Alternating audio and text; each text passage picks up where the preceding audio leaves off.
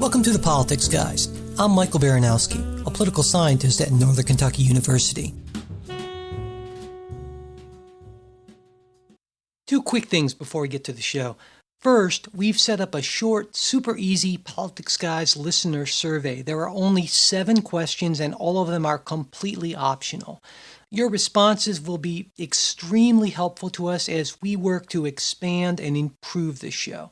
To take the survey, go to our website, politicsguys.com, and click on the link you'll see in our listener survey post. Thanks a lot.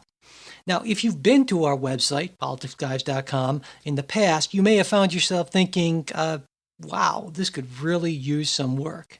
I totally agree, and that brings me to the second quick thing.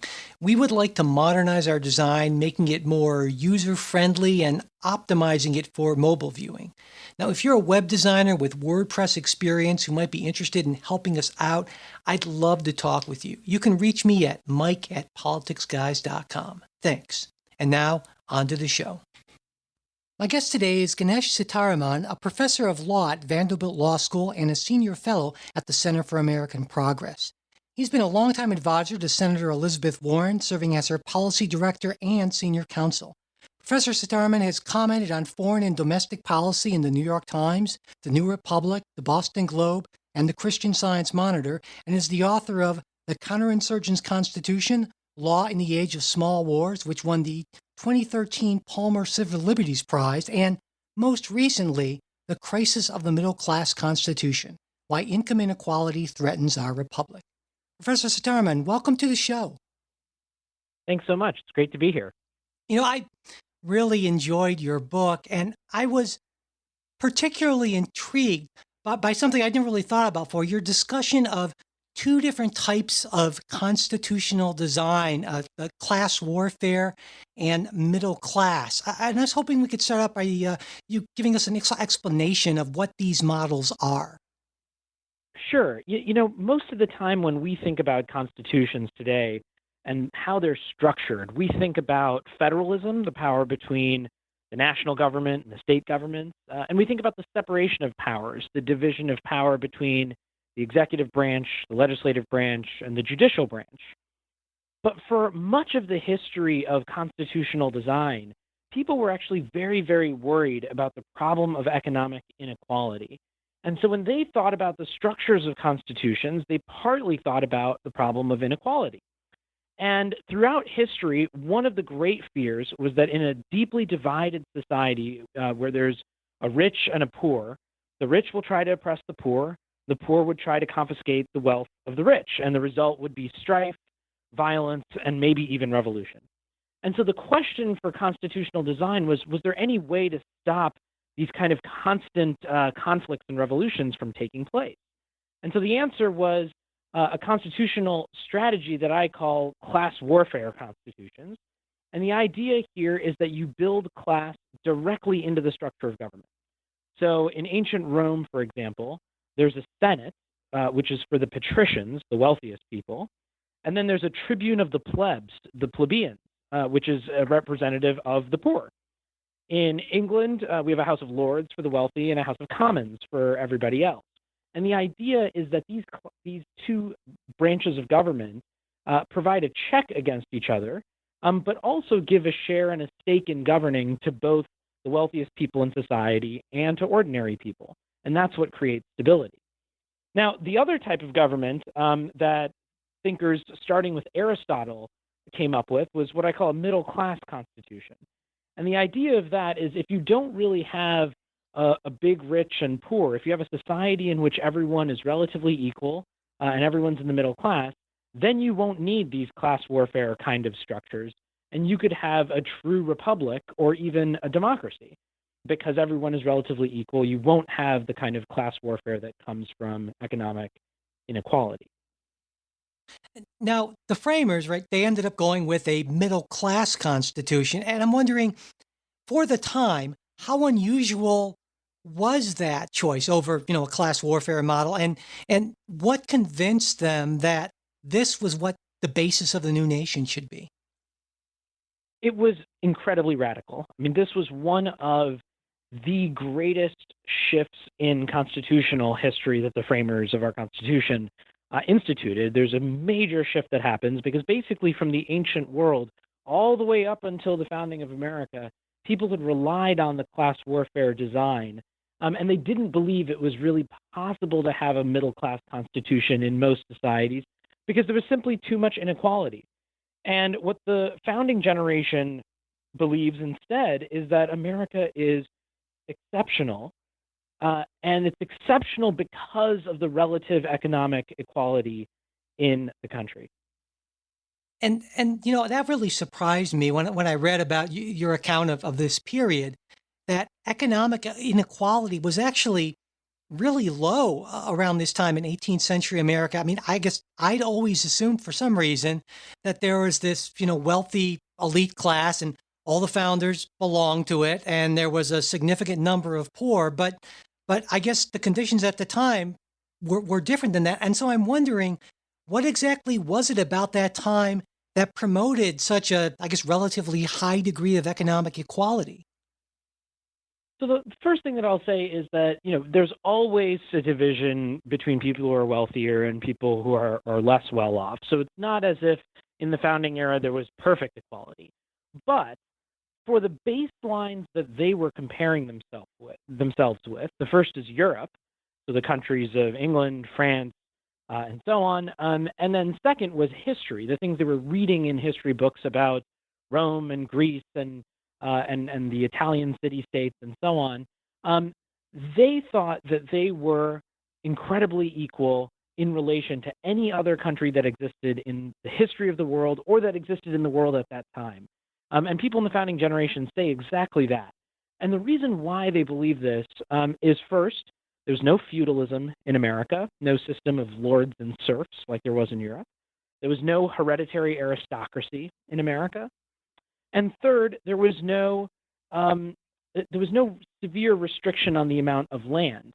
They saw that there was a lot of land available, and that the West was wide and expansive.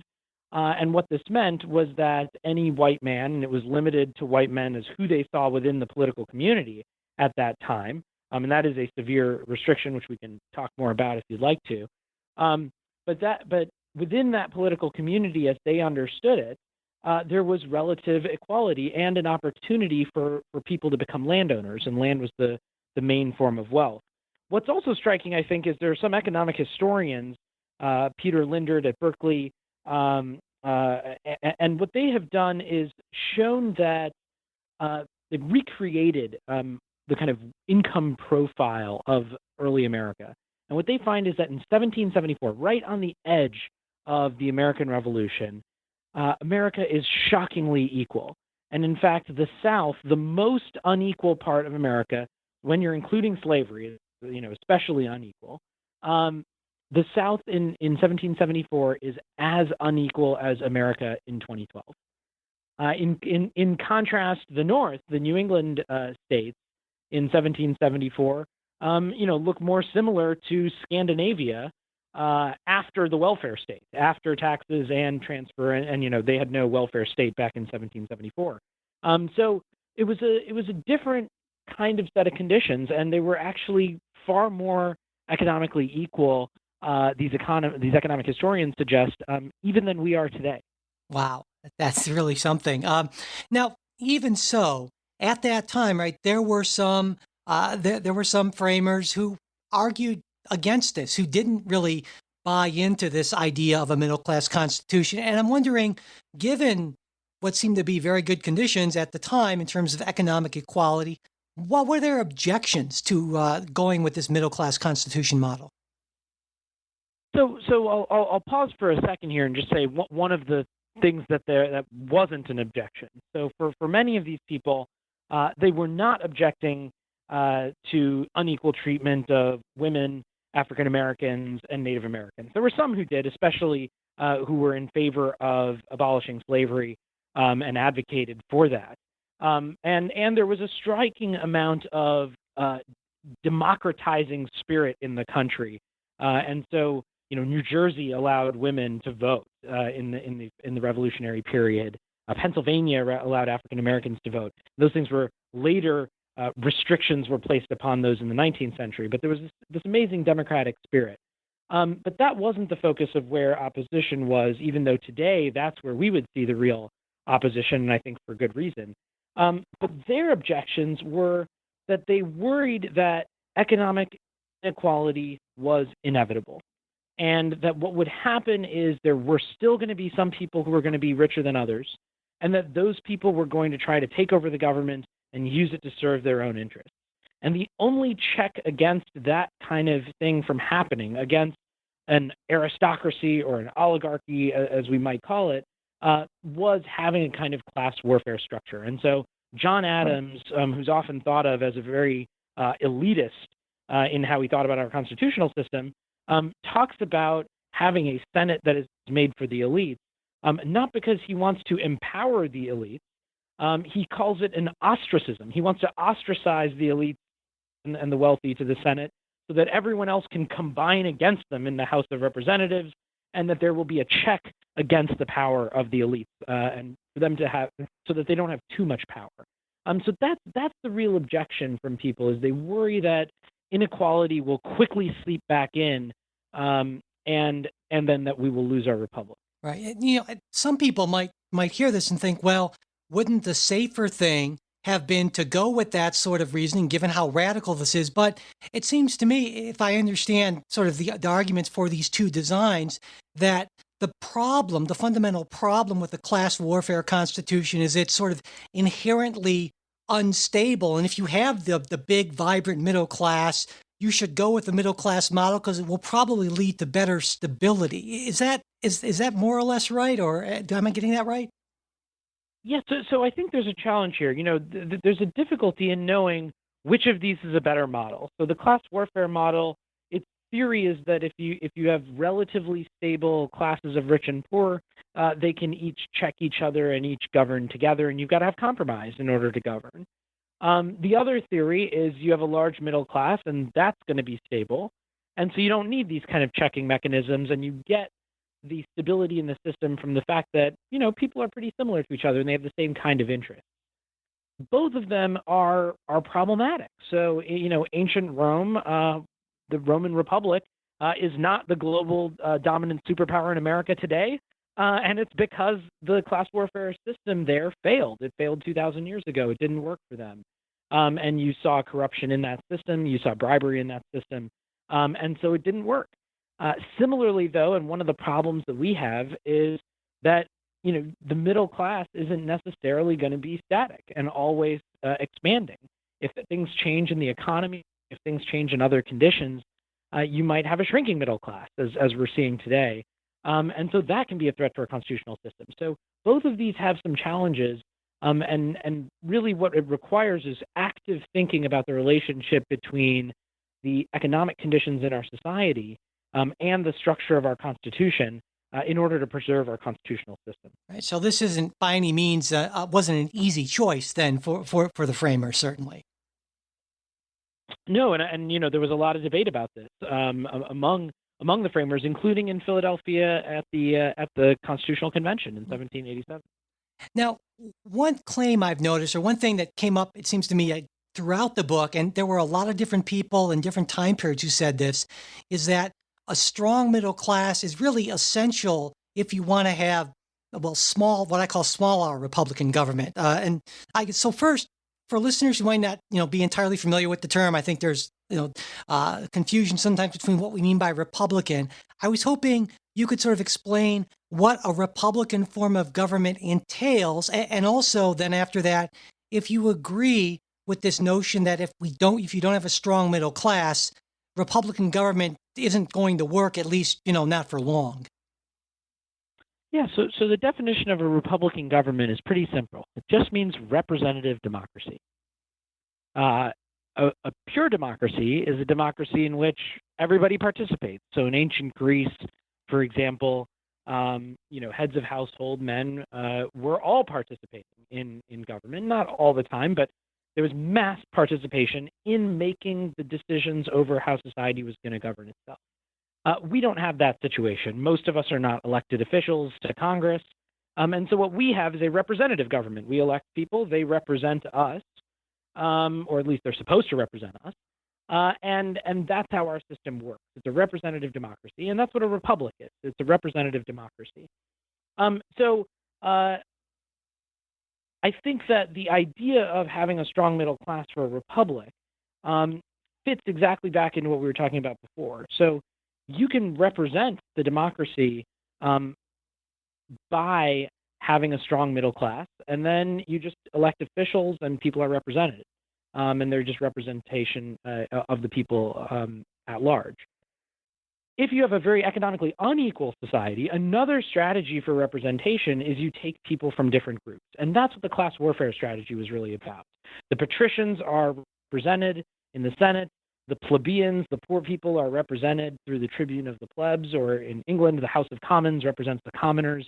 And that's how representation works. In both cases, it's a kind of representative democracy. And so I think the middle class constitution sort of smuggles in a theory of representative democracy, which is we're not representing people by class. And the reason why is we don't want to have classes, and we don't have classes. And that's not the society that we live under. Right. Now, what happens in, a constitutional system like ours that's based on this notion of a strong middle class when all of a sudden the middle class isn't so strong? Yeah, so this is a serious problem. So historically, the worry has always been that when you grow unequal, what happens is that the wealthiest people in society, the people who are rich, the people who have power, the people who have connections, will use their wealth and power in order to take over the government.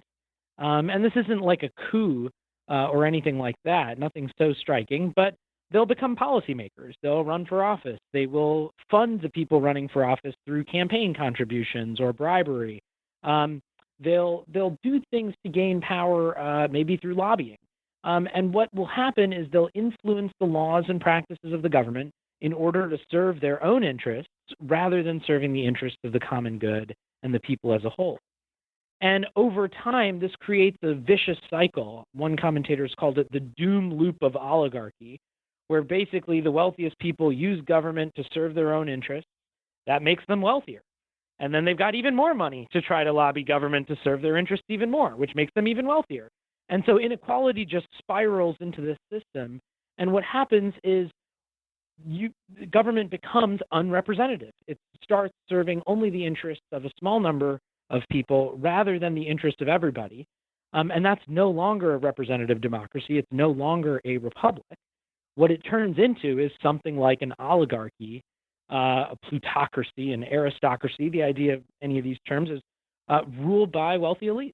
And that's what is the risk of losing a strong middle class when you have a constitutional system like ours. Yeah, and I mean, there's been, as you know, as I know, there's been a ton of political science research on this that looks at policy outcomes and policy preferences, and it's really striking to me how, well, not unanimous, but certainly there's a strong consensus, I would say, that when there is when people of means want a certain policy outcome, if the middle class and the lower classes don't want it in modern America, well, that's too bad. Essentially, that the upper classes get what they want much more often than not.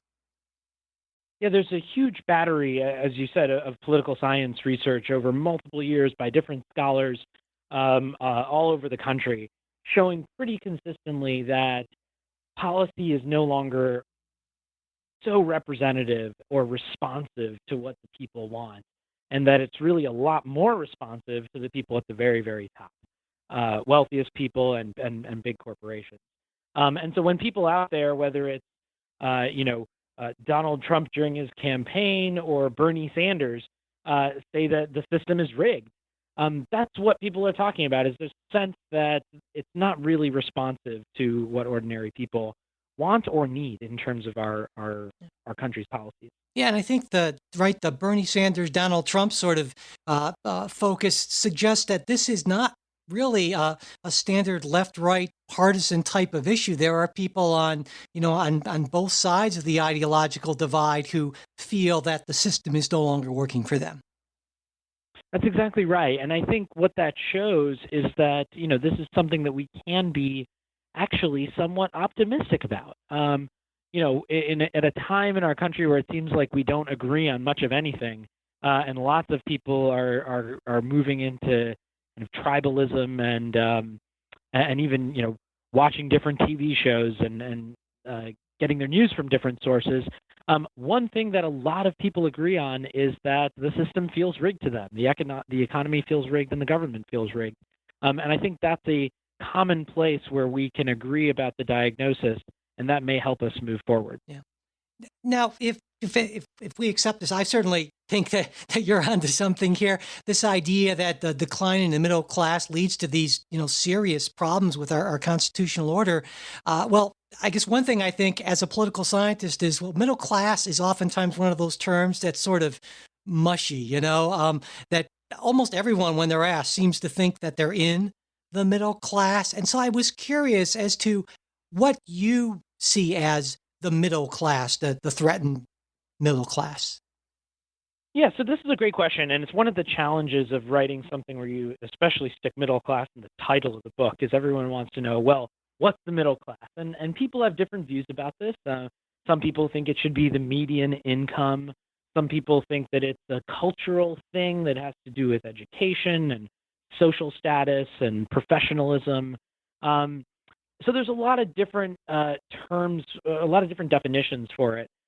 My definition is not going to be satisfying to somebody who wants a very specific dollar figure or something like that. I think what the middle class is people who are not the very rich and are not the very poor. It's a pretty simple definition. It's everybody in the middle. And the striking thing about that is that's how people throughout history have used it. And so if you go back to the founding generation, it makes no sense to talk about the middle class as, did you get a college degree and were you a white collar worker? If you were a white collar worker and had a college degree in 1776, you were doing very well. You were one of the elites, not one of the middle class. So we can't use some of these definitions throughout all of history and throughout different countries. But what's striking is that even in that period, they have an understanding that there is a poor, there are the rich, and then there are these other people, and they call them the middling classes or the middling sorts or those kinds of terms, which are a little clunky today. But they recognize that there is a middle between the very rich and the very poor, and that's really what we're talking about here. I think there was one point in the book, I'm going to get this wrong a little bit, but the sort of definition that came up was that the middle class are people who are pretty much doing okay for right now, and they differ from the wealthy in that the wealthy don't really have to worry about taking care of their families and themselves in the future. And that, to me, that kind of resonated. I would, kind of expand it to the poor who are barely able to scrape by in the present. And to me, that intuitively just sort of made a lot of sense. Yeah, I think if we're talking about a definition for today, that's about the right definition. It's something like you feel comfortable today, but you cannot guarantee the economic future of your children. But everything is fine right now and fine for you. And on the flip side, you're not so badly off that you're insecure and constantly struggling month to month. And that seems like the right kind of place for about where we think of the middle class being. And I think one of the challenges that we're seeing is that, just in the last few decades especially, the people who feel like they're in that place, there's fewer and fewer of them. There are more and more people who feel like they're really struggling, really just hanging on the edge, and aren't necessarily able to make it or are barely making it. And one big expense, whether their car breaks down or they have a health problem, will put them underwater. Yeah. And it seems like there are various ways to measure this, but by almost all of these measurements that I've seen, and I've seen a lot of them, we had a pretty strong middle class and relatively low economic inequality in the 1950s, 60s, and the early 70s.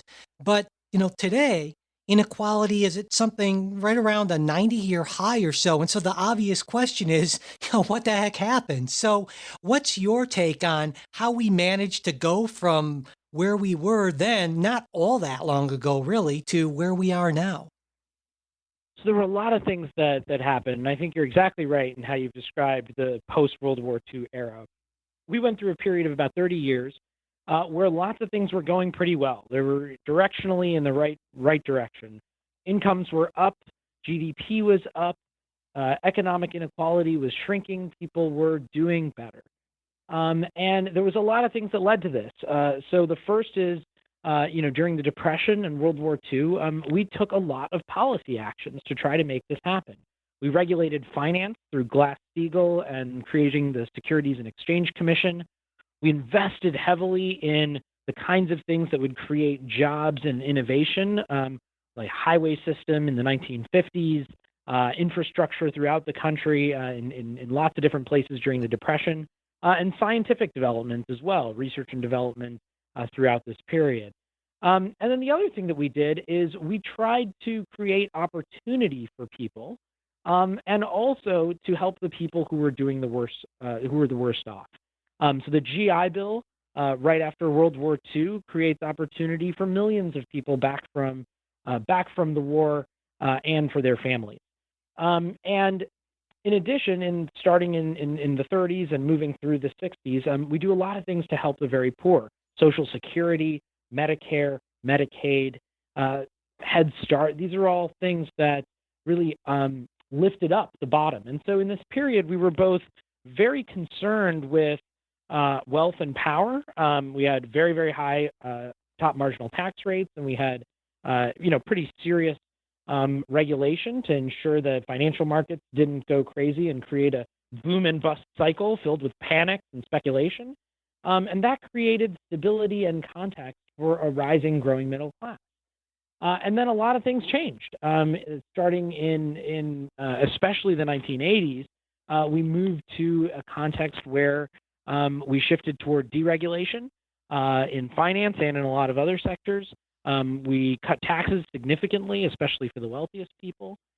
We stopped really enforcing in a strict way our antitrust laws. And a combination of those things and other policy choices meant that things shifted. And what has happened in the last generation is that instead of seeing growth going up, and median wages for ordinary workers going up, we see growth going up and we see wages staying pretty stagnant. And that's part of the challenge that we have today, is trying to reverse that. Now, I'm sure you're familiar with what's probably the most common conservative response to that, is that those changes in the 80s to the present really were necessary because of largely globalization and technological change. And I would guess that you probably don't entirely buy that, but I'm curious as to how you respond to that. What I think is the most common critique of that.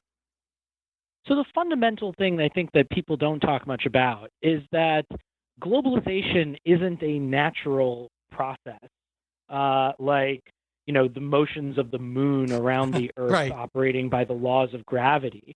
Globalization is a thing that is created by law. We have laws that allow for and block, in some cases, international financial flows. We have laws that allow for and block the transmission of goods and services. Those are trade laws and policies and tariffs, and we've had those since the beginning of the Republic. Technology is actually pretty similar. There's a lot of inventions that happen, but the ways that technology is used and deployed are things that we control, and we control them through laws. And so we have laws around everything. The reason why your toaster doesn't explode when you plug it in is because we have laws that require looking at that to make sure it's safe. So I think one of the challenges for people who want to say everything is just about globalization and technology is that while I do think a big chunk of the changes are about both of those things, both on the trade front and on the technology and automation front, that doesn't mean that we are helpless in the face of those kinds of changes. Those are actually changes that we, as people living in a democracy who get to set the laws for the kind of society that we want to have, we get to choose what kind of globalization we want. We get to choose how we want technology to interface with our lives. And that's something that's really important, and I think that people forget. And I'll just give you one other brief example of this. just to make it clear, I think a lot of people just wonder what to do about technology today. But I'll give you another piece of technology, the television. It turns out that there isn't a lot of salacious, inappropriate television on in the middle of the daytime when children might be watching. And the reason why is we have decided as a society to regulate that and to not allow it. That's an example of a technology that could lead to bad consequences. But as a democracy, we've come together and said we don't want to live in that world. We want a different route where kids can watch TV when they get home from school, and there isn't any risk of them being exposed to things that are inappropriate for their age. So that's the kind of thing where we've just made choices as a society, and we can make choices again. Okay. Um, Now, assuming we don't make the right sort of choices, I think at one point I got the sense that if we keep on going in this direction, that there are two primary outcomes, I guess, that might happen. For instance, one being an oligarchy, the other one being some sort of a demagogue taking charge. And now, of course, there are already some people who argue that we're already in an economic oligarchy, and that we're not really the republic anymore. And I was wondering what you thought about that. Yeah. So one of the striking things is how many there are political scientists now and other commentators who just flat out declare that we're now in an oligarchy because policy responsiveness is so low for what it really means to be a democracy, and so much of our policies are skewed towards helping the wealthy and the well-connected. And I think there's something to this. One of the striking things is that for a middle-class constitution to change, you don't have a constitutional convention where everybody gets together and says, hey, it's time to become an aristocracy or an oligarchy. It doesn't work that way. The way it works is it slowly, quietly descends from republic or democracy into oligarchy, and you don't realize it. And that's the challenge. And I think, at some point, you have to call it what it is. And a lot of political scientists now, or at least some political scientists now, think it's fair to say that. And some of the leading scholars of oligarchies throughout history and throughout the world have characterized America in those terms now. What about the demagogue path? Do you think that we're vulnerable to that right now? Yeah, so I think one of the real challenges is that we are vulnerable to a system that constantly may jump from demagogue to demagogue, in part because when you have a rigged political and economic system, the people are not stupid. They know it, they see it, they live it, and they want something different. And the question is, how do you get that? How do you get that kind of reform? And one thing that happens in these contexts, and historically people comment about this, is that you get a populist revolt. And populist revolts are not anarchy; they're not mob rule with referenda for every single bill that might go through or something like that. What they actually run through is leaders, and they require leaders to kind of channel the people's will and try to fight the system and try to end the corruption.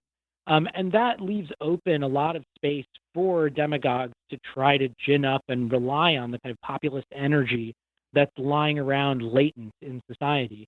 And I think we see the rise of populism now around the world and in our own country. And I think it may, in some ways, that is part of what is happening right now is this response to a system that people that people feel is rigged. Right. And again, this is not just a phenomena on the left or the right. We see it on both ends of the spectrum. On both ends of the spectrum, in multiple countries, there's a kind of resurgence of interest and excitement in more populist style candidates, and it's around this same set of arguments that the system is very corrupt and it's not really responsive to what people actually want and need. So, where I guess the truly important question is where this leaves us. I mean, if we accept the fact that we've strayed from our Republican roots and our constitution's in crisis because the middle class is in crisis, the natural question is, well, what steps would help both, I think, on an institutional level, and I bet a lot of listeners who, believe that you're onto something here would say, well, what can I do? I think those are both, really important questions. Yeah, so I think the first thing is if you want to talk about policies, there are a lot of things that we can do policy wise. And I'll briefly just take you back to the progressive era because it's one that's very similar to our time. So, about 100 years ago, a little bit more than 100 years ago, we were in the Gilded Age. People now talk about today as the New Gilded Age. But in the original Gilded Age, there was a lot of economic inequality, a lot of the same problems we're facing today in terms of corruption. And what the people then did, the populists in the late 19th century and then the progressives in the early 20th century, is they tried to attack this in two ways. And the first was to try to make the economy more democratic. And so Teddy Roosevelt said there can be no such thing as political democracy unless there's also something approaching an economic democracy. And to create economic democracy, they created the first antitrust laws. They created a constitutional amendment so that there could be an income tax and so that wealthier people would have to pay more. They created minimum wage laws, maximum hours legislation. They banned child labor. They did a lot of things to help make a more level and democratic economy. Then the second thing they did is they wanted to make sure that the wealthiest and most powerful people in the economy couldn't take over the government. And so the first campaign finance regulations in any serious way at the federal level come in during this time period. And we also see a constitutional amendment for the direct election of U.S. senators by the people, who are less corruptible than having U.S. senators selected by state legislatures, which is how it had been before, because often the state legislators could be bribed. And so that was what they were working on. And I think today it provides a really good model for what we need to do. We need to think about how we can make our economy more democratic, and that's in things like antitrust and tax policy and labor policy and wages. But we also need to think about things that will insulate our political system from the corrupting influences of special interest groups, and rather have our political system be more focused on public service rather than serving only the set of narrow interests Right. of a few people. And this is something, right, that happened both at the national level and at the state level with the progressives. And I would presume that It, that's the kind of and thing. I would add to that the municipal level too, Yeah, at cities. right. Cities as well were very active in that time period. Yeah, absolutely. So, what about the individual listener says that's great. I want to be part of a positive change. What can I do? Are there any organizations, resources, actions, anything that you would recommend that people maybe do who want to be an agent of change here? Well, so I would say there's two things that people should do. The first is that it's really important to be active in every possible way in as a citizen in public affairs, and that means speaking out. It means going to town meetings. It means voting. It means writing letters to the editor. It means talking to people, at the grocery store or whatever it is and wherever it is. Being active and engaged. And one of the striking things about how change works is people get out there and push for it. Change doesn't just come from the top. It requires leaders, requires people in Congress who are willing to, pass the bills and so on. But it also requires massive social movements in order to force those people to pass those bills and in order to give them the support they need to fight those fights inside Congress to get those bills passed. And so we need that outside energy in order to get people on the inside to do what we want them to do, but also so that they have the space to be able to do it. So I think being very active is a really important piece of this. The second thing that I would say is that I think it's really important for people to see how we don't have to make choices between one group or another necessarily, and that we can focus on building an inclusive society and economy for all of us, and that's got to really be part of our focus going forward. Absolutely. I couldn't agree more. Well, with that, we will close. Professor Ganesh Sitaraman, thank you so much for taking the time to talk with me today. Thank you. It's been great fun to be here. That's it for this episode. I hope you liked what you heard. And also remember that there's that Politics Guys listener survey.